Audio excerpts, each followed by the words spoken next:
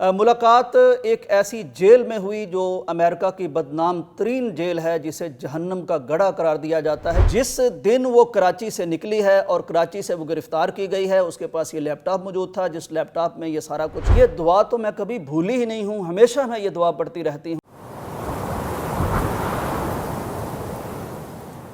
السلام علیکم ناظرین اکرام، امت کی اور نبی کائنات کی اس عہد میں مظلوم ترین بیٹی عافیہ صدیقی کی زندگی میں ایک نیا موڑ آیا ہے۔ 20 سال کے بعد اس کی اپنی بہن سے ملاقات ممکن ہوئی ہے۔ نو ڈاؤٹ اس میں بہت بڑا کردار ہے سینیٹر مشتاق کا۔ ملاقات کی تفصیلات جس طرح سامنے آئی ہیں وہ رونگٹے کھڑے کر دینے والی ہیں۔ ملاقات ایک ایسی جیل میں ہوئی جو امریکہ کی بدنام ترین جیل ہے، جسے جہنم کا گڑھا قرار دیا جاتا ہے۔ یہ کل 3 ملاقاتیں ہوئی ہیں۔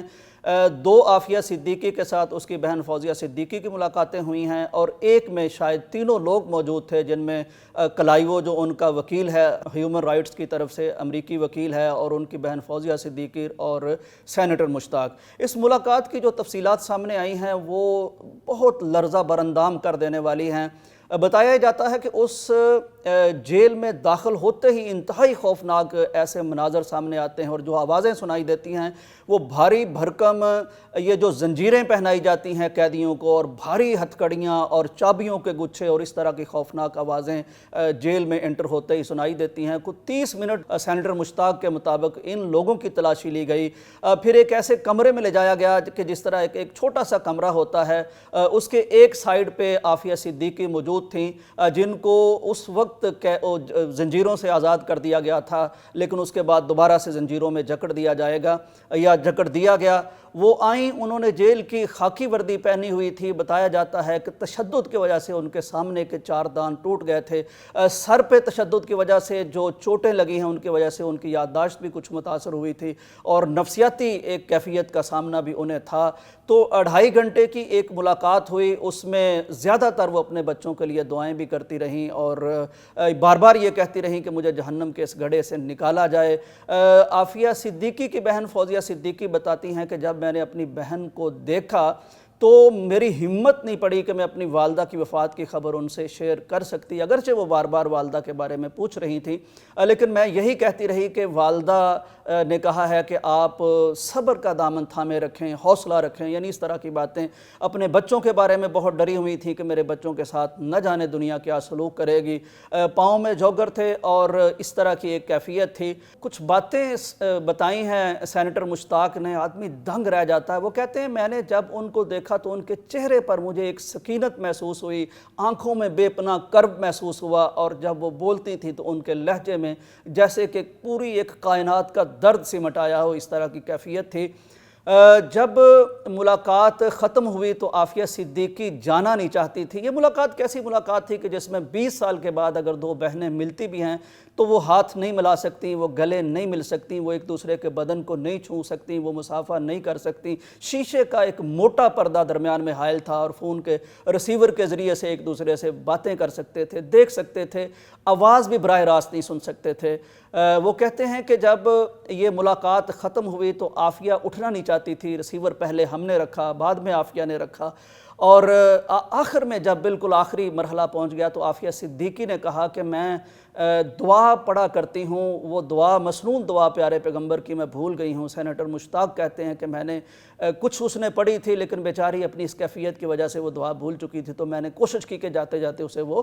ریسیور کے ذریعے سے دعا یاد کروا دوں، یا حیو یا قیوم برحمتک نستغیث یا استغیث، جس طرح بھی صیغہ آتا ہے واحد اور جمع کا۔ تو یہ دعا میں نے انہیں یاد کرائی، اور میں نے میسج بھیجا تھا اس سے پہلی ملاقات میں کہ حضرت یونس علیہ السلام کی دعا لا الہ الا انت سبحانک انی کنت من الظالمین یہ پڑھیں۔ تو انہوں نے بتایا کہ یہ دعا تو میں کبھی بھولی ہی نہیں ہوں، ہمیشہ میں یہ دعا پڑھتی رہتی ہوں، اور جب بھی یہ دعا پڑھتی ہوں تو مجھے بڑا سکون ملتا ہے۔ اور باتیں کرنے کی کوشش کی گئی تاکہ ان کا ذہن اس جیل کے ماحول سے تھوڑی دیر کے لیے صحیح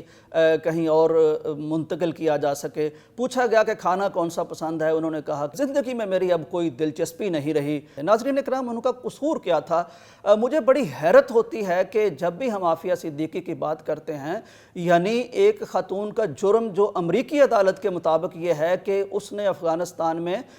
فوجیوں پر اقدام قتل کی کوشش کی اور گن چھین کے فوجیوں پر تان لی، یعنی کوئی قتل نہیں کیا، کوئی گولی نہیں چلی۔ یہ بھی کتنی مضحکہ خیز قسم کی سٹوری ہے کہ ایک نہتی لڑکی جو ڈاکٹریٹ کر چکی ہے اور اس کی تعلیم اتنی شاندار ہے، اگر میں آپ کو بتاؤں کہ نوم چومسکی، جو اس وقت اس کو عالمی ضمیر کہا جا سکتا ہے، بہت بڑا اسکالر ہے امریکی، اس نے جب عافیہ صدیقی نے گریجویشن کی تو وہاں وہ موجود تھا، اور یہ استاد بھی ہیں عافیہ صدیقی کے۔ عافیہ صدیقی کے متعلق انہوں نے کہا تھا کہ اس میں ایک بے پناہ قسم کا ٹیلنٹ موجود ہے اور عافیہ جہاں بھی جائے گی یہ دنیا کو تبدیل کر کے رکھ دے گی۔ فوزیہ صدیقی کی باتیں میں نے سنی ہے، ان کا کہنا یہ ہے کہ عافیہ صدیقی کا اصل جرم یہ ہے کہ وہ چونکہ نیورو سائنسز پہ کام کر رہی تھیں اور بچوں کے ذہن کی نشو و نما پہ ان کا کام تھا، ان کا یہی میدان تھا اور فیلڈ تھی، تو وہ ایک بہت بڑا منصوبہ اور پلان ان کے پاس تھا، ان کے لیپ ٹاپ میں محفوظ تھا کہ ہم مسلمانوں کے بچوں کو، چونکہ بچے نقل سے سیکھتے ہیں، جو بڑے کرتے ہیں وہی بچے سیکھتے ہیں، تو ان کو اس طرح سے سکھایا جائے کہ کوئی برڈن نہ پڑے ان پر۔ تو بہرحال اس کی کچھ تفصیلات ہیں جو زیادہ ذکر نہیں کی جا سکتی۔ قصہ مختصر یہ کہ فوزیہ صدیقی بتاتی ہیں کہ ان کے پلان کے مطابق ایک ایسا ایجوکیشنل سسٹم وہ تیار کر چکی تھیں جس سے جب کوئی بچہ گزرتا تو وہ حافظ قرآن بھی بن جاتا اور تمام مذاہب پر اس کی دسترس بھی ہوتی، وہ ان کی سٹڈی بھی کر چکا ہوتا اور وہ اسلام کو اس طرح سے سیکھ چکا ہوتا کہ وہ پھر پوری دنیا کو اسلامی دلائل دے سکتا تھا۔ تو یہ جس دن وہ کراچی سے نکلی ہے اور کراچی سے وہ گرفتار کی گئی ہے، اس کے پاس یہ لیپ ٹاپ موجود تھا، جس لیپ ٹاپ میں یہ سارا کچھ، یہ مسلمانوں کے لیے ایک نادر قسم کا تحفہ جو تھا وہ اس میں موجود تھا، ایجوکیشنل سسٹم، اور بریلنٹ وہ اتنی تھی کہ نوم چومسکی کے مطابق وہ دنیا تبدیل کر سکتی تھی۔ اس وقت اس کے ساتھ ایک 6 سالہ بچہ تھا، تو اس کے بعد یہ غالباً 2003 کی بات ہے، اس کے بعد عافیہ کہیں نہیں ملی۔ 2008 میں پتہ چلا بگرام جیل میں افغانستان میں کوئی قیدی خاتون ہے، رات بھر جس کی چیخیں آسمان ہلا دیتی ہیں۔ پھر ایوان ریڈلے نے عمران خان کے ساتھ اسلام آباد میں ایک پریس کانفرنس کی، اس کے بعد امریکہ نے تسلیم کیا کہ عافیہ ہمارے پاس ہے۔ پھر اس پر کیس چلا، کیس اقدام قتل کا چلا، یعنی ایک نہتی لڑکی، پی ایچ ڈی لڑکی جس کی کوئی تربیت نہیں ہوئی، جس کا کوئی ثابت اس طرح کی چیزیں ٹریننگ نہیں ہے عسکری، تو وہ کس طرح ایک فوجیوں کے کمرے میں بیٹھے ہوئے گن چھین کے تان سکتی ہے۔ صرف گن تانی گئی، یہ جھوٹی کہانی، اور اس کی سزا پھر 86 سال یا 83 سال یہ سنا دی گئی۔ 20 سال تک اس کو رکھا گیا وہاں ایسی ایک بدنام زمانہ جیل میں، جہاں 24 گھنٹے آبزرویشن میں رہتی ہیں، کیمرے لگے ہیں، 6 فوجی ہر وقت اس پہ کھڑے ہیں۔ فوزیہ صدیقی نے ملاقات کے بعد بات کرتے ہوئے کہا کہ کم از کم اس کی رہائش، رہنا سہنا ہی ٹھیک کیا جا سکتا ہے، ہم جو اس کو خوراک یا پیسے بھیجیں وہی دیے جا سکتے ہیں، اتنا تو فیسیلیٹیٹ کیا جا سکتا ہے۔ حیرت مجھے ان لوگوں پہ ہے کہ جو پاکستان میں رہتے ہیں، مسلمان ہیں، لیکن اپنی اس بہن کے خلاف وہ پوسٹیں کر رہے ہوتے ہیں، وہ تحریریں لکھ رہے ہوتے ہیں، حالانکہ سینیٹر مشتاق کے مطابق خود امریکی ایک شخص ہیں جن کا نام ہے رمز کلارک، وہ کہتے ہیں کہ عافیہ صدیقی کا یہ جو کیس ہے یہ امریکی عدالت انصاف پر ایک دھبا ہے، یعنی جس کو خود امریکی ایک دھبا مانتے ہیں، جس کو ایک کتابیں لکھی جا چکی ہیں اور دنیا بھر کے قانون دان اور انسانی حقوق کے علمبردار اور نمائندے سمجھتے ہیں کہ عافیہ کے ساتھ بہت ظلم ہو رہا ہے، ہم نہ جانے کس پتھر کے بنے ہوئے ہیں اور ہماری شاید بہنیں نہیں ہیں، ہماری خواتین نہیں ہیں کہ ہم آ جا کے پھر اپنی ہی بہن عافیہ کے خلاف بات کرتے ہیں، امریکہ کی جھوٹے بنائے ہوئے کیس کے ساتھ کھڑے ہونے کی کوشش کرتے ہیں۔